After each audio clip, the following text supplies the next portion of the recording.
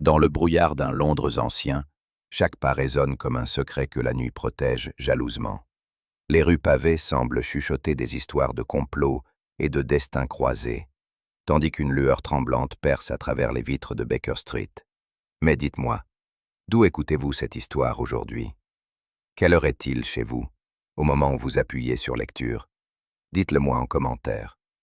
Tendez l'oreille, car derrière chaque mot, une ombre se dessine, et le mystère s'apprête à vous ouvrir sa porte. Il m'arrive encore, lorsque la vie se déroule sans tumulte, de songer aux heures extraordinaires que j'ai passées en compagnie de Sherlock Holmes au 221B Baker Street. Ce soir-là pourtant, rien ne semblait devoir troubler la quiétude de notre logis. Une pluie fine s'abattait sur les vitres, rythmant de ses chuchotements le feu crépitant dans l'âtre.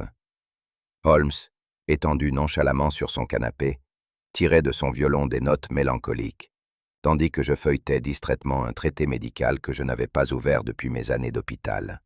Le contraste avec nos souvenirs récents me frappa soudain. J'avais encore en mémoire le tumulte de l'affaire du banquier disparu, où nous avions dû braver la perfidie d'un réseau international, ou encore la sinistre poursuite dans les marais du Surrey. La paix présente, par comparaison, paraissait presque irréelle. Pourtant, connaissant mon ami, je savais que cette accalmie n'était qu'un prélude. L'esprit de Holmes ne supportait pas longtemps l'inaction. Je surpris son regard tourné vers la fenêtre, où les réverbères baignaient la rue d'une lumière vacillante. « La ville dort, Watson, » dit-il enfin. « Mais les consciences coupables, elles, ne reposent jamais. » Cette remarque sibylline, lancée d'un ton à la fois désinvolte et grave, éveilla en moi une impression diffuse d'attente. Alors que je m'apprêtais à lui répondre, un silence plus profond encore sembla s'étendre dans la maison, comme si elle retenait son souffle. C'est dans cette atmosphère suspendue que commença l'événement qui allait nous une porte qui n'est jamais fermée aux affaires de cette nature. L'inconnu, à la lueur du feu, laissa voir un visage marqué par la fatigue et l'inquiétude. Ses yeux, cerclés d'ombre, brillaient pourtant d'une lueur de résolution. Je remarquai qu'il tremblait légèrement, non du froid seulement, mais d'une angoisse plus profonde. Holmes, d'un geste hospitalier, lui indiqua le fauteuil face à la cheminée. « Vous avez choisi la bonne adresse, » reprit-il. « Dites-nous tout, et peut-être pourrons-nous alléger le poids qui vous accable. » L'homme hocha la tête sans un mot, posa le mystérieux paquet à ses pieds, et sembla lutter pour retrouver son souffle. Je sentis, comme Holmes sans doute, que la tranquillité de notre soirée venait de s'évanouir à jamais. L'étranger écarta le manteau qui l'enveloppait et, avec une sorte de solennité anxieuse, plaça sur la table basse un objet rectangulaire enveloppé d'une toile grossière.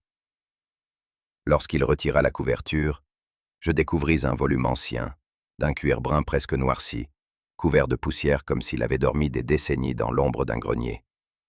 Je vis Holmes se pencher aussitôt, ses yeux étincelants de curiosité. « Un livre, certes, mais pas un livre ordinaire, » murmura-t-il. L'homme eut un geste nerveux. « Monsieur Holmes, ce volume m'a été confié par des circonstances que je n'ose qualifier autrement que providentielles. Mais son poids dépasse celui du papier. Il porte une menace dont je crains les conséquences. » Je m'approchai à mon tour. L'odeur âcre du vieux cuir et l'aspect jauni des pages m'inspirèrent une impression indéfinissable, comme si ce livre était chargé d'un mal invisible. Holmes toucha du bout des doigts la reliure, observa les fermoirs de métal terni, puis leva vers notre visiteur un regard aigu. « Vous tremblez, monsieur. Ce n'est pas seulement la crainte de perdre un objet de valeur. Vous savez, n'est-ce pas, ce qu'il contient ?» L'homme pâlit, baissa les yeux et répondit d'une voix étranglée.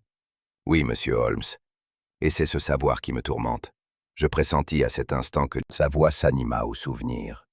Je reconnus aussitôt, par une rumeur qui courait jadis dans mon cercle, qu'il s'agissait des écrits du professeur James Moriarty. Vous comprenez, messieurs, le trouble qui m'a saisi. Mais avant que je puisse enchérir, un inconnu s'en empara, surenchérissant de façon extravagante.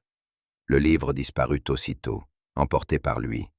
Et pourtant, par un concours inexplicable, une partie m'en échut. Holmes fronça les sourcils. « Inexplicable, dites-vous ? Rien ne l'est vraiment, croyez-moi. » Weatherby poursuivit, baissant la voix. Le lendemain, je trouvai ce volume sur le seuil de ma porte, sans mots, sans explication. Mais j'ai reçu depuis des lettres anonymes me sommant de le restituer, sous peine de mort. Je sentis un frisson parcourir mon échine. L'homme, visiblement sincère, parlait avec une conviction désespérée. Holmes, lui, gardait un calme implacable, mais je lus dans ses yeux une étincelle d'excitation. Le spectre de Moriarty, malgré sa chute, revenait nous narguer à travers ses pages. Holmes, après avoir écouté sans l'interrompre, saisit le volume avec délicatesse et l'ouvrit. Les premières pages, couvertes de chiffres, de symboles et de notations mathématiques, auraient paru arides à tout autre œil que le sien. Pourtant, je le vis sourire finement. Des équations, certes, mais derrière les chiffres se cache un rythme. Voyez Watson, cette récurrence. Ce n'est pas un développement théorique, mais une structure codée. Je m'inclinai vers le manuscrit, sans comprendre plus que des fragments de formules hermétiques. Weatherby, lui, observait Holmes avec un mélange de soulagement et d'effroi. « Vous avez eu raison de venir, monsieur, » reprit mon ami. « Ce livre est dangereux non par son savoir scientifique, mais par le réseau qu'il dissimule. Moriarty, même après sa disparition, poursuit son œuvre par-delà la tombe. » Weatherby blêmit davantage. « Alors, que dois-je faire ?» Holmes referma sèchement le volume. « Rien. Bureau. » La lampe a baissé de sorte que la lumière tomba directement sur les pages jaunies. Je le vis déployer cette patience méthodique qui lui était propre, son regard se mouvant d'une ligne à l'autre comme s'il suivait la piste d'un gibier invisible. « Voyez, Watson, » dit-il d'un ton concentré, « ces notations. Elles paraissent de prime abord purement mathématiques, mais l'œil exercé décèle aussitôt une intention étrangère au calcul. » Je me penchai à mon tour, et ne vis qu'une succession d'équations complexes, entrecoupées de signes que je pris pour de simples corrections marginales. Holmes prit sa loupe et traça du doigt une série de croix minuscules. Ce n'est pas une erreur, mais un repère. Chaque symbole, placé avec une régularité apparente, marque une correspondance. Je demeurai sceptique, songeant à quelques notations ésotériques de savants. Mais le regard de mon ami brillait d'une vivacité qui ne trompait pas.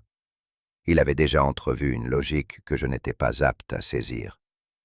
Il demeura silencieux de longues minutes, les lèvres serrées, comme si tout son esprit s'était voué à ce duel muet contre l'ombre intellectuelle de Moriarty. Je ressentis alors une étrange impression. Il me semblait que mon compagnon affrontait encore une fois son ennemi juré, non pas de chair et d'os, mais dans le domaine plus redoutable encore de l'esprit. Soudain, Holmes se redressa et se mit à marcher dans la pièce, le fragment à la main. « Oui, Watson, il n'y a pas de doute possible, cette main est celle de Moriarty. » Il parlait avec une certitude glaciale qui me fit frissonner. « Observez cette manière d'entrelacer les formules, » poursuivit-il, chaque équation semblant se poursuivre dans la suivante, comme une mélodie dissimulant une seconde voix. C'était là le génie du professeur. Introduire dans la rigueur des mathématiques un langage que seuls ses initiés pouvaient déchiffrer. Je pris le feuillet entre mes mains et, malgré mes efforts, ne percevais que l'aridité de symboles incompréhensibles. Mais enfin, Holmes, si ce ne sont pas de simples exercices, que peuvent-ils cacher? À ces mots, je ressentis un malaise profond, car je savais, par expérience, que chaque fois que le nom de ce sinistre génie ressurgissait, l'Angleterre entière semblait frôler un péril invisible. Holmes, d'un geste vif, sonna Madame Hudson afin qu'elle envoyât un télégramme à Scotland Yard. « Nous aurons besoin du concours officiel, » déclara-t-il, ne serait-ce que pour leur montrer à quel point leur scepticisme les aveugle. Une heure plus tard, l'inspecteur Lestrade franchissait notre seuil, son visage marqué d'un ennui professionnel. Il examina distraitement le fragment, fronça légèrement les sourcils, puis haussa les épaules. « Des équations, monsieur Holmes. Je crains que vos talents ne soient ici mal employés. Ce manuscrit ne me semble rien de plus qu'un passe-temps poussiéreux d'érudit. » Holmes arqua un sourcil et lança ce regard ironique dont il avait le secret. « Passe-temps, dites-vous? Alors pourquoi tant d'hommes risqueraient-ils leur vie pour s'en emparer? Expliquez-moi cela, Lestrade. » L'inspecteur se renfrogna, murmurant qu'il s'agissait peut-être d'une exagération du témoin. Mais son ton trahissait moins la conviction que le refus de s'aventurer sur un terrain où il se savait dominé. Je notais, non sans inquiétude, que son incrédulité pourrait devenir pour nous un obstacle autant qu'un secours. Lorsque l'estrade se fut retirée, Holmes demeura un instant silencieux, le regard fixé sur le manuscrit. Puis il se tourna vers moi, son expression soudain grave. « Watson, comprenez bien, ce fragment n'est pas un jeu d'esprit. Il s'agit d'un code vivant, conçu pour transmettre des ordres à une organisation toujours active. » Je protestais. « Mais Moriarty est mort, Holmes. Vous l'avez vous-même vu disparaître aux chutes de Reichenbach. » Il secoua la tête. « Le corps peut disparaître, mais l'intellect, lorsqu'il a façonné un réseau, survit dans les instruments qu'il a laissés. Ce manuscrit est un de ces instruments. » Je voulus objecter encore, mais le ton de mon ami ne souffrait aucun doute. Sa voix, quoique mesurée, vibrait d'une raison. L'Angleterre n'en avait pas fini avec l'ombre de Moriarty.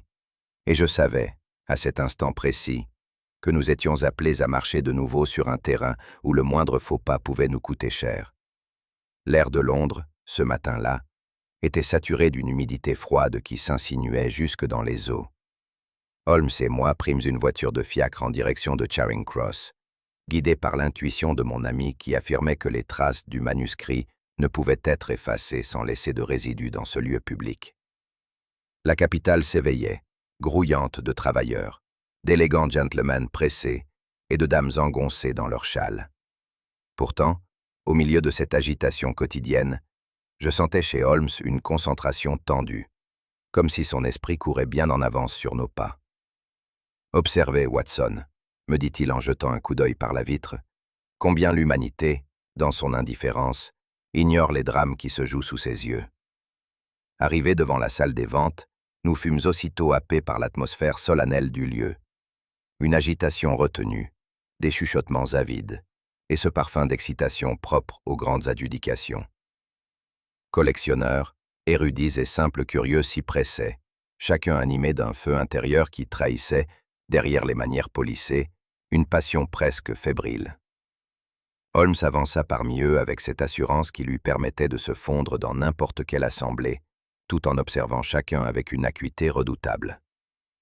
Nous fûmes introduits auprès du commissaire-priseur, un homme sec et affairé, qui se souvenait parfaitement de la mise en vente du volume en question. Sa voix, teintée d'une satisfaction professionnelle, se prêta volontiers au récit. « Ah oui, monsieur Holmes, ce livre singulier. » Il fut présenté comme provenant de la succession d'un obscur professeur, et l'enchère démarra modestement. Mais à peine eut-on mentionné l'éventuelle rareté de son contenu, que la salle s'anima comme piquée au vif.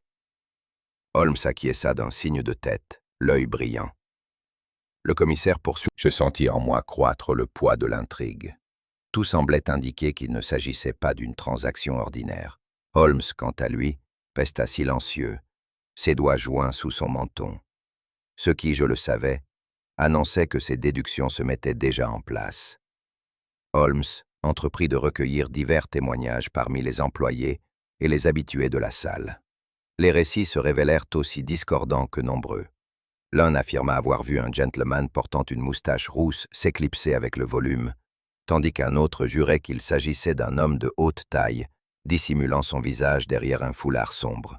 « Voyez, Watson, » dit Holmes en me rejoignant, « le mensonge et l'illusion naissent dans l'œil de celui qui observe. Chacun ne retient que ce qui flatte sa mémoire ou sa peur. Un troisième témoin prétendit avoir aperçu un domestique porter le livre pour le compte d'un maître resté dans l'ombre. Mais les détails changeaient d'un récit à l'autre, à tel point que l'affaire paraissait se dissoudre dans l'incertitude. Je sentis mon esprit vaciller entre plusieurs pistes contradictoires. Pourtant Holmes, loin de se troubler, paraissait savourer cette confusion. « C'est justement dans la divergence, murmura-t-il, que se cache la vérité. Car lorsqu'un seul détail demeure constant au milieu de la cacophonie, c'est qu'il s'agit de la clé. » Je compris alors que, malgré le chaos des versions, Holmes tenait déjà un fil invisible qu'il n'avait pas encore révélé. En observant les lieux, je remarquai des groupes de collectionneurs se querellant encore, à voix basse, mais avec une intensité farouche. Certains accusaient leurs rivaux d'avoir soudoyé l'enchérisseur. d'autres évoquaient des complicités obscures. Les visages empourprés, les regards soupçonneux, tout révélait des passions à vif. Je fis part de ces remarques à Holmes, qui esquissa un sourire ironique. « Mon cher Watson, la cupidité érudite n'est pas moins redoutable que la cupidité vulgaire. Ces hommes se disputent pour la possession d'objets qui ne leur donneront que l'illusion de puissance. Mais parmi eux, il est possible qu'un complice vérite. » Contradiction. L'acheteur était resté volontairement en retrait, ne se dévoilant que pour emporter le manuscrit. Sa disparition soudaine, avant même l'enregistrement officiel, ne pouvait être interprétée que comme un geste prémédité. Holmes me confia d'un ton grave. « Celui que nous cherchons n'est pas un amateur de belles lettres. C'est un homme qui savait parfaitement ce qu'il emportait, et qui ne pouvait courir le risque d'être identifié. » Je songeais aux récits divergents, mais dans chacun perçait l'ombre d'une silhouette fuyante. Cette silhouette, Holmes l'avait déjà fixée dans son esprit. Il parlait d'elle comme d'un spectre qui planait désormais sur notre enquête et dont les dessins demeuraient enveloppés de ténèbres. C'est alors que Holmes, d'un ton soudain assuré, nous livra sa conclusion. « Le nom consigné au registre des enchères, expliqua-t-il, n'a jamais existé. Ce pseudonyme fut jadis employé par l'un des lieutenants de Moriarty, un homme habile à se cacher sous d'innombrables identités. » À ces mots, je sentis se resserrer le cercle invisible qui entourait déjà cette affaire. Car si un ancien complice de Moriarty était à l'œuvre, le spectre du professeur lui-même n'avait peut-être pas dit son dernier mot. Ce fut une nuit froide, traversée par un brouillard humide qui donnait au réverbère un halo jaunâtre, lorsque Holmes me convia à le suivre sans délai. Nous venions de recueillir, grâce à l'un de ses informateurs, le signalement d'un homme que notre enquête désignait comme porteur de renseignements décisifs. « Restez légèrement en retrait, Watson, » me souffla-t-il, car cet individu possède l'instinct d'une bête traquée. Nous quittâmes Baker Street et nous engageâmes dans le lacis des ruelles qui mènent vers l'est de la ville. La silhouette de l'homme que nous suivions se découpait par intermittence, tantôt disparaissant dans la foule, tantôt réapparaissant à la lumière vacillante d'un bec de gaz. J'éprouvais une certaine appréhension. La capitale, à ces heures tardives, se transforme en un théâtre d'ombre où rôdent les pires scélérats. Je me surpris à retenir mon souffle lorsque l'homme s'arrêta devant une vitrine, feignant d'observer les marchandises, alors qu'il épiait sans doute ses poursuivants. Holmes s'immobilisa, me fit signe de me dissimuler, puis reprit sa marche d'un pas naturel, comme s'il ne s'agissait que d'une promenade ordinaire. C'est ainsi que, d'étroites venelles en carrefours obscurs, nous fûmes conduits vers les régions les plus inquiétantes de la ville. Je savais, à mesure que nous progressions, que nous franchissions un seuil où les affaires de Moriarty continuaient de laisser une trace indélébile. La traque nous mena jusqu'à Limehouse, ce quartier trouble des docks où s'amalgamaient marins ivres, entrepôts sombres et échoppes exotiques. Le parfum entêtant d'épices se mêlait à l'odeur plus âcre du charbon et des marais voisins. Holmes observait chaque détail. Les enseignes en caractère chinois, les silhouettes furtives disparaissant dans des arrière-cours, les lanternes rouges jetant une clarté trouble sur les pavés humides. « Voyez, Watson, » dit-il d'un ton bas, « comme l'empire de Moriarty a trouvé refuge ici. Un monde où la loi britannique ne pénètre qu'avec hésitation. » Je n'avais nul besoin qu'il me l'indiquât. Je sentais moi-même l'atmosphère lourde de menaces invisibles. Le suspect que nous suivions, loin de ralentir, semblait au contraire animé par l'assurance de celui qui rentre en terrain familier. Bientôt, il s'engouffra dans une ruelle plus étroite, au bout de laquelle s'élevait la façade délabrée d'un cabaret. De la porte entrebâillée s'échappaient des éclats de voix rauques, mêlés à une fumée dense qui enveloppait déjà la rue. Holmes me jeta un regard bref. L'instant décisif approchait. À peine franchîmes-nous le seuil que nous fûmes assaillis par une chaleur suffocante et une odeur entêtante d'opium mêlée à celle du gin bon marché.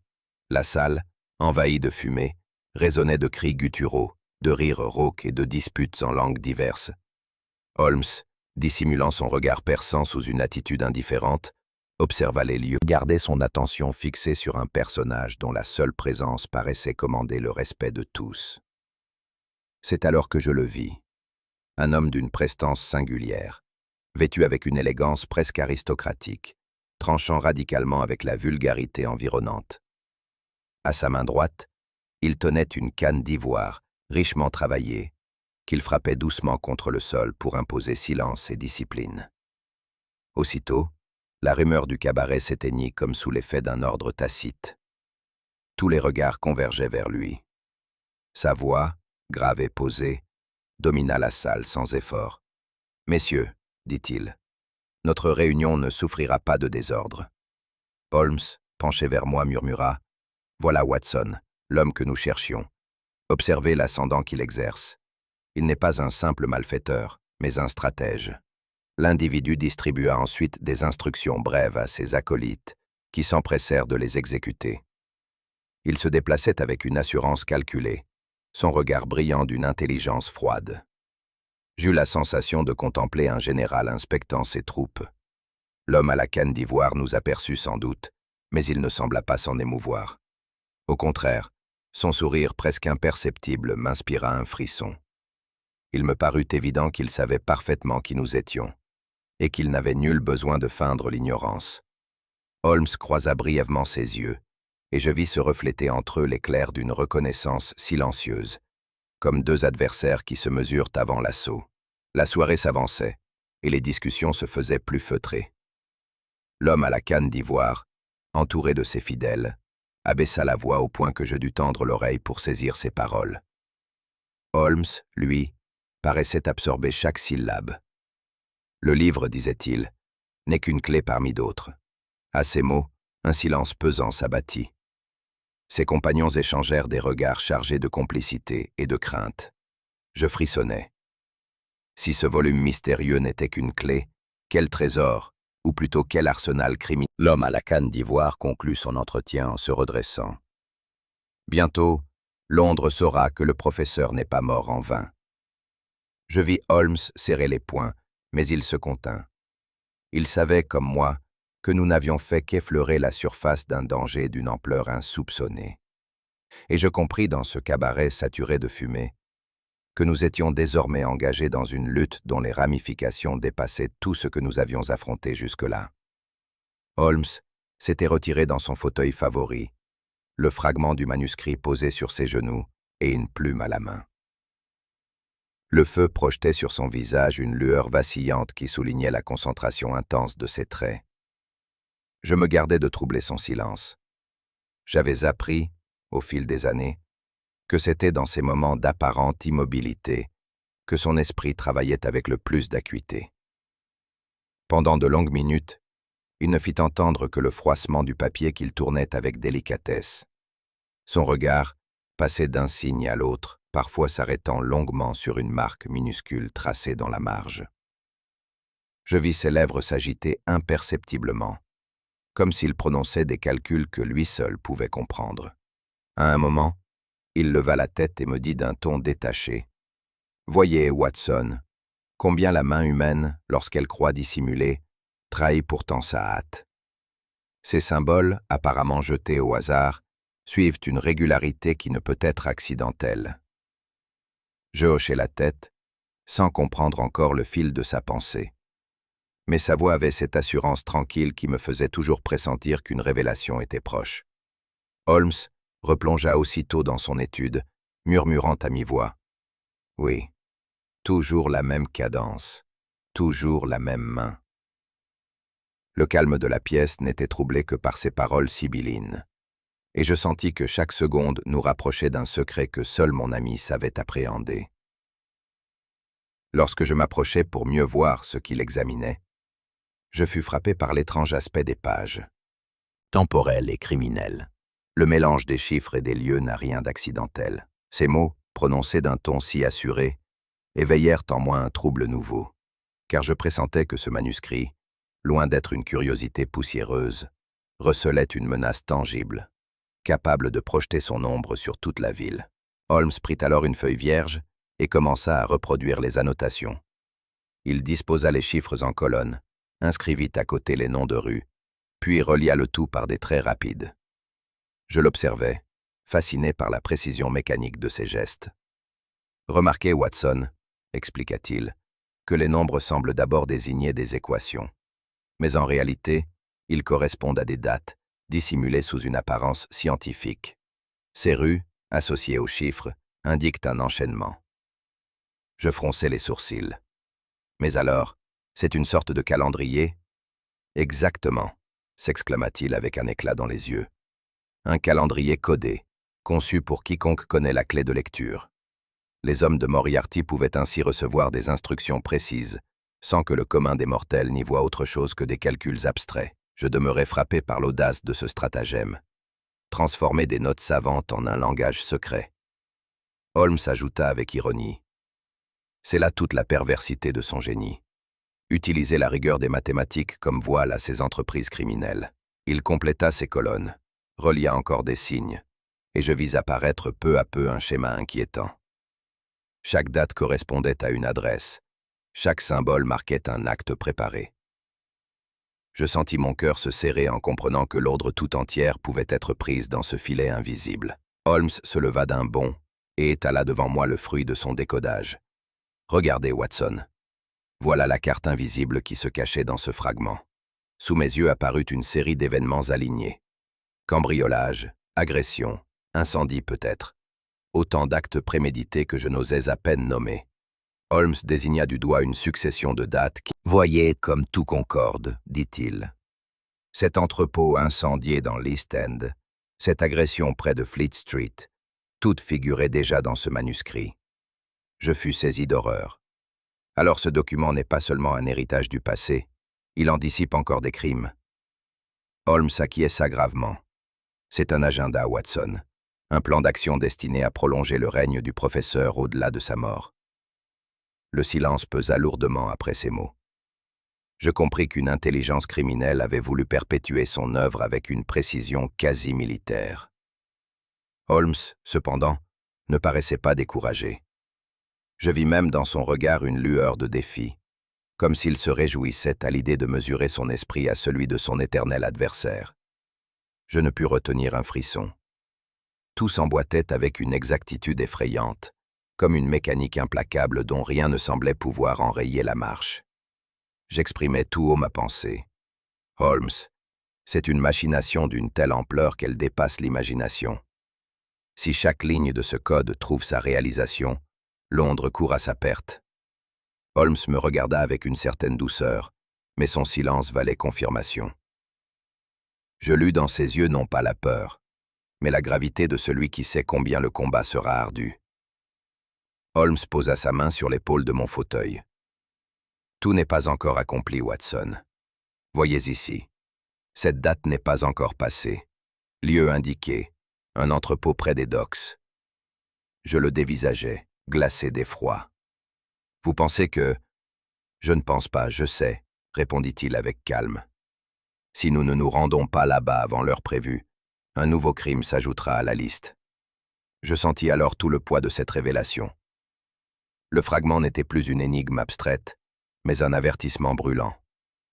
Holmes, déjà, préparait son manteau et son chapeau. Préparez-vous, Watson. La nuit prochaine, nous serons aux docks. Et croyez-moi, ce sera une partie dangereuse. La nuit suivante, comme l'avait prévu Holmes, nous quittâmes Baker Street, cœur se serrait comme si des yeux invisibles nous suivaient dans l'obscurité. Arrivé devant l'entrepôt désigné dans le manuscrit, Holmes leva sa canne et dit simplement « Nous y voilà, messieurs, entrons. » La porte céda sous la poussée de l'estrade, grinçant lugubrement sur ses gonds. Nous pénétrâmes dans un vaste espace plongé dans la pénombre, la poussière accumulée, les caisses éventrées et le silence pesant donnaient l'impression d'un lieu abandonné depuis des mois. Pourtant, Holmes fronça les sourcils et me fit signe de rester attentif. Trop de vide, Watson, trop de silence. C'est ici que quelque chose devait se produire. Nous avançâmes lentement, la lumière de nos lanternes découpant des faisceaux dans l'air chargé de particules. Chaque pas résonnait de manière inquiétante, amplifiant notre impression d'avoir été devancés. Peut-être que vos criminels ont pris peur et déserté, lança Lestrade, mais sa voix n'avait pas l'assurance qu'il voulait lui donner. Holmes ne répondit pas. Il observait chaque détail, chaque fissure du sol, chaque corde abandonnée. Son regard perçant cherchait le moindre signe d'une présence récente. Puis il s'arrêta net, et je compris, à son immobilité soudaine, qu'il venait de trouver ce que nous redoutions. Au milieu de la vaste salle, un gant de cuir gisait sur le sol, taché de brun sombre. Holmes se pencha, l'examina, et déclara « du sang séché ». En suivant la lueur de nos lampes, nous découvrîmes plusieurs éclaboussures semblables sur les planches, formant une traînée discontinue qui s'évanouissait dans l'obscurité. Mon cœur se serra. Il ne faisait aucun doute qu'un drame s'était récemment joué en ce lieu. « Nous arrivons trop tard », murmurai-je, tandis que Lestrade notait chaque indice dans son carnet. Holmes, impassible, glissa le gant dans sa poche. Trop tard pour empêcher le crime peut-être, mais non pour comprendre le message laissé. Car ce lieu a été marqué, volontairement. Je m'étonnais de cette remarque. « Regardez ici, Watson », dit Holmes en levant la lumière vers une poutre soutenant la charpente. Sur le bois rugueux apparaissait un tracé grossier, dessiné à la craie blanche. Un symbole étrange, que je ne reconnus pas. Holmes, lui, demeura pensif. Identique à celui inscrit dans les marges du manuscrit. C'est la signature d'une organisation, marquant ses lieux d'action comme un général note ses positions sur une carte. Je demeurais frappé par la simplicité du signe, mais aussi par la terreur qu'il inspirait, comme si ses traits maladroits enfermaient une menace muette. Lestrade haussa les épaules. Ce n'est qu'un gribouillis de gamin. Holmes sourit ironiquement. Lestrade, votre mépris des symboles est la raison pour laquelle tant d'affaires vous échappent. Chaque marque a sa valeur, chaque détail sa fonction. Ici, ce n'est pas une plaisanterie, mais une proclamation silencieuse. Nous étions là, et nous reviendrons. Il se tourna vers moi et ajouta d'un ton plus grave. Vous comprenez, Watson, ce que cela implique. Non seulement le réseau existe encore, mais il ose se montrer, confiant en son impunité. Je ressentis alors une angoisse sourde, car si ces hommes osaient apposer leur sceau même après un meurtre, cela signifiait que leur audace n'avait pas de limite. Alors que nous examinions encore la poutre, un claquement sec déchira soudain le silence. Une balle siffla à quelques pouces de la tête de Holmes et vint s'écraser dans le bois derrière lui. Je me jetai instinctivement à terre, tirant mon revolver de ma poche, tandis que Lestrade poussait un juron étouffé. Holmes, étonnamment calme, ne bougea pas d'un pouce. « Comme je l'avais prévu, » dit-il froidement. « Nous ne sommes pas seuls. » Nous scrutâmes l'obscurité de l'entrepôt, mais l'assaillant demeura invisible, dissimulé dans les recoins où la lumière n'atteignait pas. Un nouveau bruit de pas résonna, puis plus rien. L'air semblait vibrer de menaces, et je retins mon souffle, persuadé qu'un second tir pouvait faucher mon compagnon d'un instant à l'autre. Holmes se agression. « Approchez, Watson », dit Holmes avec calme.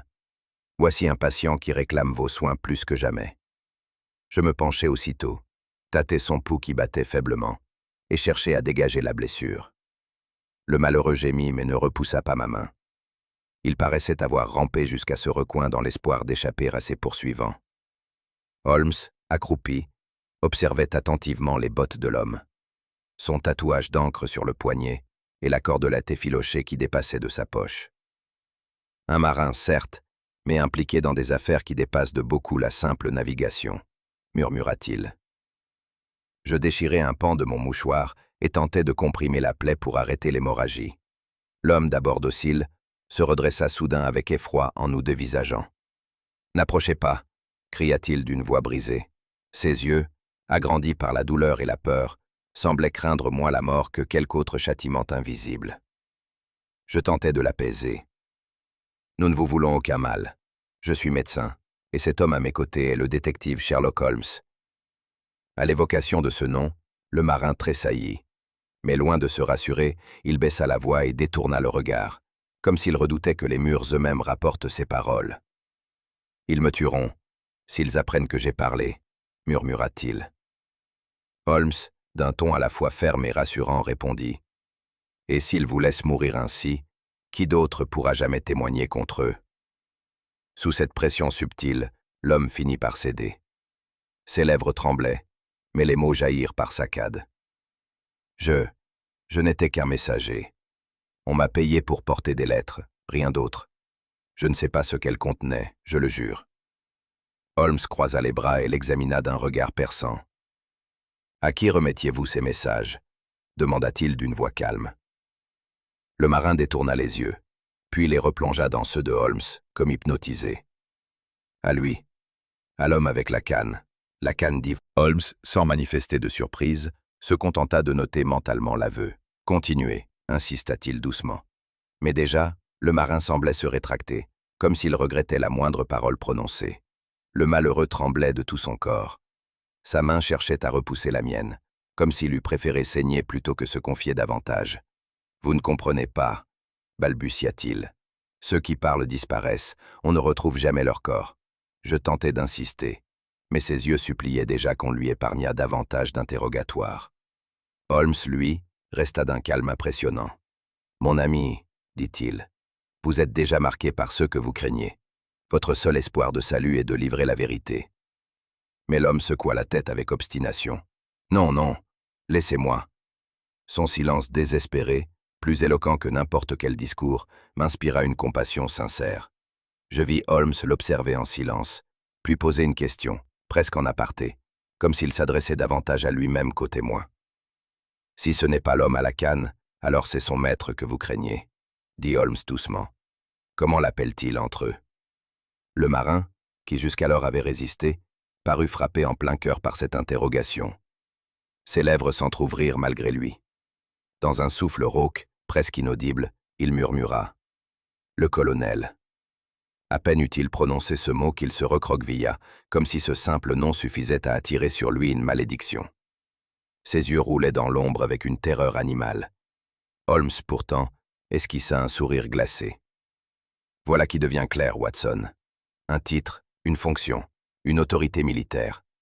Nous avons maintenant le nom de celui qui commande encore à ces spectres de l'organisation. » Je notais ce nom dans ma mémoire avec un frisson.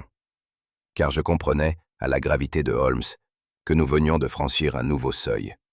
Celui où l'ombre de Moriarty se prolongeait sous un autre visage, peut-être plus redoutable encore. Lorsque nous regagnâmes Baker Street, après cette nuit lourde d'événements, mon ami, un esprit méthodique qui a su reprendre les ruines de l'empire de Moriarty et les transformer en une structure réduite, mais redoutable. Holmes se leva, se posta devant la fenêtre embuée et conclut « Cet esprit, messieurs, porte un nom, le colonel. » Holmes parlait désormais avec l'assurance de celui qui a déchiffré le cœur de l'énigme. « Imaginez, Watson, dit-il, un ancien officier supérieur de l'armée, rompu aux manœuvres, habitué à diriger des hommes dans la rigueur des campagnes militaires. Voilà l'homme qui se cache derrière ce surnom. » Je demeurai pensif. Un stratège militaire, complice de Moriarty? L'idée avait de quoi glacer le sang. Le professeur, poursuivit Holmes, possédait l'intellect mathématique, le génie conceptuel. Mais il lui fallait, pour transformer ses calculs en réalité criminelle, des hommes capables d'organiser, de planifier et de commander. Le colonel était de cela. Il est donc naturel qu'après la chute de son maître, il se soit arrogé la mission de maintenir vivante une parcelle de cet héritage. Holmes se mit à arpenter la pièce, ses mains croisées derrière le dos. L'ordre, la discipline, l'esprit d'état-major, tels sont ses outils. Ces hommes ne sont pas une bande d'improvisateurs, mais une troupe qui exécute ses ordres avec une précision redoutable. Je ne pus m'empêcher de murmurer. Et si cet homme recrute encore, alors nous ne sommes pas face à un spectre du passé, mais bien à une armée prête à renaître. Holmes s'arrêta et me lança ce regard ironique qui m'était familier. Vous commencez, mon cher Watson, à mesurer l'ampleur du danger. À mesure que Holmes développait ses conclusions, je sentis grandir en moi une inquiétude profonde. Voyez-vous, Watson, dit-il, le colonel n'a pas l'ambition de reconstruire l'Empire dans sa totalité, mais il veut en préserver le noyau, assez solide pour survivre aux décennies. Une cellule réduite mais disciplinée peut parfois être plus redoutable qu'une armée trop vaste. Je pris conscience. Moriarty est mort, ajouta Holmes gravement. Mais son idée demeure, incarnée par des disciples. Et ce colonel en est le gardien le plus obstiné. Holmes tira le fragment de sa poche et le posa sur la table. Ce texte, Watson, n'est pas un simple vestige intellectuel. Il est devenu un manuel d'opération. Je le regardais avec incrédulité. Vous voulez dire un guide pour la criminalité organisée? Holmes acquiesça. Chaque équation est un code, chaque note de marge une directive. Recrutement, calendrier, méthode, tout est contenu dans ce document. Il ne s'agit pas de célébrer le génie de Moriarty, mais de le perpétuer. Je restais muet devant l'audace de cette idée. Holmes poursuivit.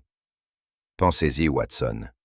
Quel meilleur moyen pour attirer de nouveaux complices que de brandir le manuscrit comme un symbole, une preuve tangible que l'esprit du professeur les guide encore.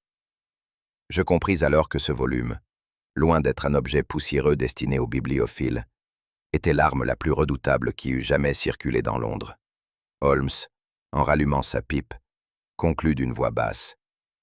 C'est pourquoi nous devons empêcher à tout prix que ce livre serve à recruter et à planifier.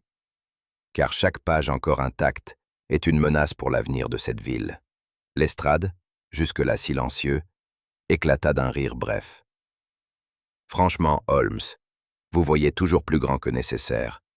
Un gribouillis devient une carte. Un mot devient une conspiration. Pour moi, ce colonel n'est qu'un malfaiteur de plus. Et ce manuscrit, une curiosité exagérée. Holmes, sans s'émouvoir, le fixa d'un regard froid. Votre scepticisme, Lestrade, est louable pour un policier, mais dangereux pour un stratège. Car pendant que vous doutez, eux agissent. L'inspecteur se renfrogna, mais ne répondit pas. Je sentis que la tension entre eux grandissait, chacun campant sur ses convictions. Holmes, d'un ton tranchant, ajouta « La différence entre vous et moi, Lestrade, est que je ne confonds jamais l'absence de preuve avec la preuve de l'absence. Lorsque nous parvâmes à l'adresse indiquée par la lettre, je fus frappé par le contraste saisissant entre le calme aristocratique du quartier et l'angoisse qui me tenaillait. Les clubs de Pall Mall étaient réputés pour abriter les hommes les plus influents de Londres, et celui-ci ne faisait pas exception. La façade imposante, éclairée par des lanternes sobres, respirait la respectabilité. Pourtant, à mesure que nous franchissions les marches, je sentais que derrière cet éclat feutré se dissimulait une atmosphère plus sombre. Les lourdes portes s'ouvrirent sans bruit, et nous fûmes introduits dans un vestibule où régnaient tapis épais, boiseries sombres et portraits d'anciens dignitaires. Un décor parfait pour abriter des conspirateurs sous couvert de respectabilité, glissa Holmes à voix basse, ses yeux étincelants d'ironie. Je ne pus m'empêcher de songer que nous pénétrions au cœur même du repère de notre adversaire, et je ressentis une crispation dans ma poitrine. Pourtant, Holmes avançait d'un pas ferme, comme s'il eût pénétré dans une salle d'échecs où chaque mouvement était déjà prévu. On nous guida jusqu'à un salon privé, dont l'élégance raffinée contrastait avec la tension palpable qui y régnait. Autour des murs, plusieurs hommes, vêtus avec une correction trop stricte pour être naturelle, se tenaient immobiles, les yeux fixés sur nous avec une attention calculée. Je reconnus aussitôt, à leur posture et à leur silence, l'allure de garde du corps plus que de gentleman. Leur fidélité ne faisait aucun doute. Chacun d'eux paraissait prêt à exécuter un ordre sans hésitation. Holmes, loin de se troubler, prit place sur un fauteuil et me désigna d'un signe de tête la chaise voisine. « Vous voyez, Watson, dit-il à mi-voix, comme tout ceci est réglé selon un protocole militaire. Silence, discipline, intimidation. » Je sentis un frisson me parcourir. Les regards pesaient sur nous, et j'eus la conviction que nul mouvement de notre part n'échapperait à ces sentinelles muettes. Holmes, puis la porte du fond s'ouvrit avec lenteur, et un pas ferme se fit entendre. Je compris aussitôt que l'attente touchait à son terme. L'homme qui entra portait cette même prestance qui nous avait frappés dans le cabaret de Limehouse. Sa silhouette élégante, son regard froid, et surtout la canne d'ivoire qu'il tenait comme un sceptre, l'identifiaient sans l'ombre d'un doute. Il s'avança jusqu'à nous avec une assurance qui confinait à l'arrogance. « Messieurs, dit-il d'une voix grave, vous vous trouvez en présence de celui que mes hommes nomment le colonel. » Holmes se redressa légèrement, ses yeux brillant d'un éclat ironique. Voilà donc le lieutenant le plus fidèle du professeur. Un sourire passa sur les lèvres du colonel. Fidèle, certes, mais plus que cela. Je suis l'héritier de son esprit.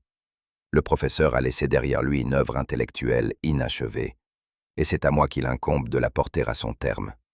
Il fit un geste circulaire de sa canne, désignant ces hommes alignés autour de nous. Voyez, ordre, discipline, dévouement. N'est-ce pas là la véritable continuation du génie de Moriarty?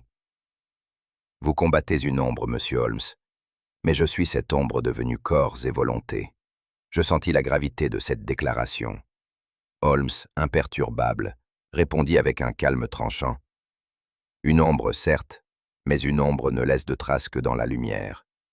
Et la lumière, colonel, ne vous est guère favorable. Le regard des deux hommes se croisa, chargé d'une tension presque palpable. Et je compris que nous venions d'assister au premier acte d'une confrontation dont l'issue déciderait du destin de Londres. Holmes et le colonel demeurèrent face à face, comme deux joueurs d'échecs jaugeant la portée du prochain coup. L'air du salon se chargea d'une tension électrique. « Votre réputation vous précède, monsieur Holmes », dit le colonel en s'appuyant nonchalamment sur sa canne d'ivoire. « Mais il est des parties qui dépassent même les talents les plus affûtés. » Holmes eut un léger sourire. « Une partie n'est jamais perdue tant que l'adversaire vite, mais elle meurt aussi vite lorsqu'on les expose à la lumière. » Le duel verbal n'était pas seulement une joute d'esprit.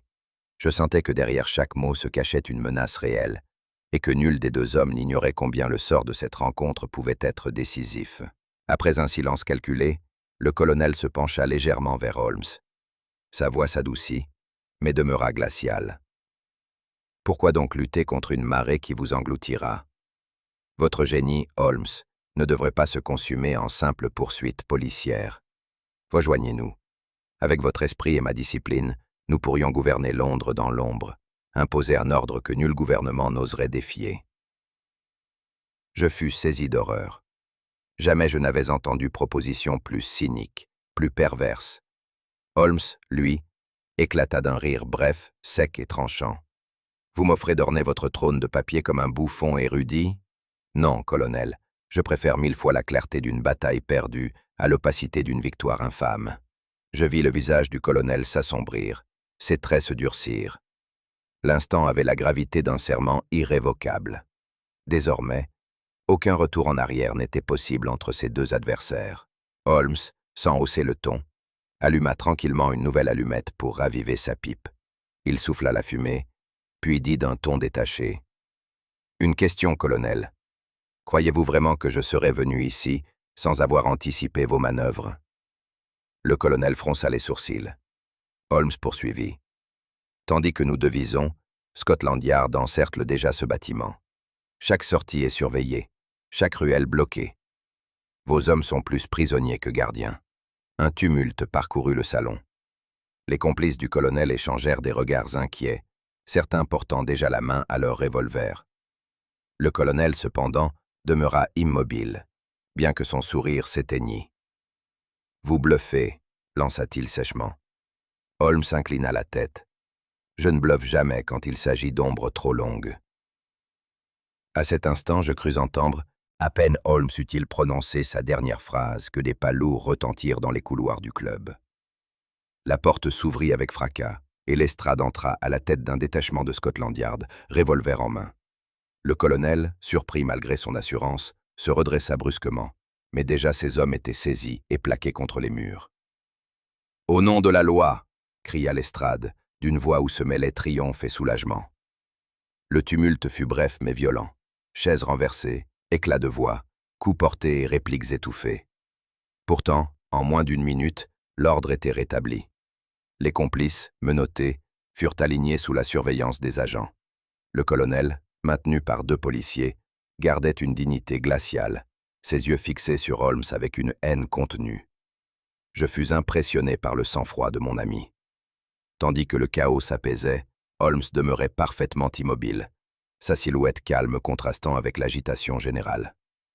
Il tira de sa poche intérieure le fragment du manuscrit et le posa sur la table, comme une pièce d'échec décisive. « Voilà, messieurs, » dit-il d'un ton ferme, « ce qui constituait la clé de toute cette machination. Je sentis alors que nous touchions au cœur même de l'affaire, et que l'instant allait révéler la logique cachée derrière ce réseau obscur.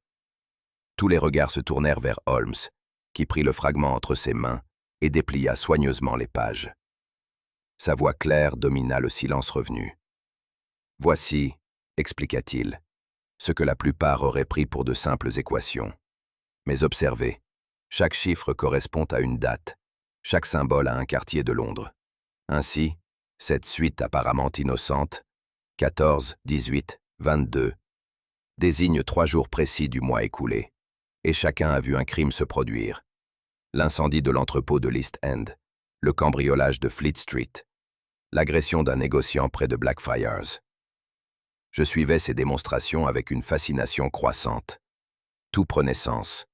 Ce que j'avais pris pour un jargon mathématique devenait une carte vivante sous l'ombre de son nom. Vous avez fait de votre club une façade respectable, un paravent idéal derrière lequel vos hommes pouvaient conspirer. Le colonel esquissa un sourire glacé. Et que vous prouve, Holmes, que j'ai agi autrement que comme un stratège protégeant ses troupes. Holmes répliqua aussitôt. Votre duplicité est entière. Vous vous présentiez comme un gentleman, un homme de tradition et d'honneur. Mais chaque réunion, chaque transaction, était dictée par ce manuscrit. Vous n'étiez pas un héritier, colonel, vous étiez un parasite, cherchant à nourrir votre pouvoir de l'esprit d'un autre. Un murmure parcourut la salle. Les complices baissèrent les yeux, comme honteux d'avoir servi un maître désormais démasqué. Lestrade, gonflé de fierté, déclara « Nous tenons là plus qu'un criminel. Nous avons capturé le continuateur de Moriarty. » Holmes, en se rasseyant, laissa tomber cette phrase qui résonna comme un verdict. Le professeur est mort, mais ses ombres ne régneront plus. Je ressentis alors un immense soulagement, mêlé d'une inquiétude persistante. Si une telle organisation avait pu renaître, combien d'autres restaient à débusquer dans les profondeurs de Londres? L'instant qui suivit la démonstration de Holmes fut empreint d'un silence étrange, presque solennel. Les visages des témoins, d'abord sceptiques, se transformèrent sous mes yeux. Je lus l'effroi chez certains, l'incrédulité chez d'autres, comme si chacun découvrait qu'il avait marché au bord d'un gouffre dont il ignorait l'abîme. Lestrade, de son côté, demeurait figé quelques secondes, son regard fixé sur les pages du manuscrit que Holmes tenait encore. Puis, d'un geste lent, il referma son carnet de notes. « Eh bien, dit-il avec gravité, il n'y a plus de doute possible. Chaque ligne de ce document est une arme, chaque annotation une preuve accablante. » Son ton trahissait à la fois un soulagement et une amertume, comme s'il eût préféré que l'explication de Holmes ne trouvât pas une confirmation si redoutable. Les agents de Scotland Yard, jusque-là campés quant au colonel, son visage restait impénétrable, mais je perçus dans l'éclat de ses yeux une lueur glaciale, comme s'il goûtait à sa manière la victoire d'avoir semé la terreur jusque dans ce lieu respectable. Alors que les agents menaient les prisonniers hors du salon, je demeurais songeur. Il me semblait entendre dans le lointain le rire étouffé du professeur Moriarty, comme un écho issu des profondeurs de la mémoire. Mort depuis des années, précipité dans les abîmes de Reichenbach, son nom n'en finissait pas de hanter les rues de Londres. Je méditais sur cette étrange persistance. Un homme disparaît, mais son ombre subsiste, gravé dans l'esprit de ses disciples et nourri par leur fidélité morbide. Ce colonel n'était après tout qu'un fantôme animé par la volonté d'un maître absent, une projection de cette intelligence dévoyée qui avait autrefois défié l'Angleterre tout entière. Je songeais alors à la fragilité de notre cité. Derrière ces façades lumineuses, Londres abritait des ruelles où l'influence de Moriarty survivait encore, comme des braises sous la cendre, prêtes à se ranimer au premier souffle. Il m'a paru que cette victoire, si éclatante fut-elle, n'était qu'une trêve. D'autres héritiers de l'ombre pouvaient surgir, d'autres disciples reprendre le flambeau de la conspiration. Je ressentis un frisson, comme si la silhouette du professeur se dessinait dans chaque coin obscur de la capitale. Holmes, qui jusque-là s'était tenu en retrait, observa longuement la pièce vidée de ses occupants. Puis il se rapprocha de la fenêtre, son profil découpé par la lueur des lampes. « Voyez-vous, Watson, murmura-t-il enfin, il n'est pas de génie, fût-il criminel, qui disparaisse totalement avec sa mort. Les idées, surtout lorsqu'elles sont d'une puissance redoutable, prolongent l'existence de leur auteur. Il se tourna vers moi, ses yeux brillants d'une intensité qui me troubla. Moriarty est tombé, continua-t-il, mais l'écho de son esprit résonnera encore longtemps. Les hommes faibles s'y attacheront comme à un drapeau, les ambitieux comme à une arme. Qu'une part du secret demeure, tapie dans l'ombre des esprits qui l'ont tissé. Dites-le-moi en commentaire. Si ce voyage dans les profondeurs du mystère vous a ému, laissez une marque de votre passage, un like, un mot en commentaire, un partage pour prolonger l'énigme, et un abonnement pour ne manquer aucune nouvelle aventure.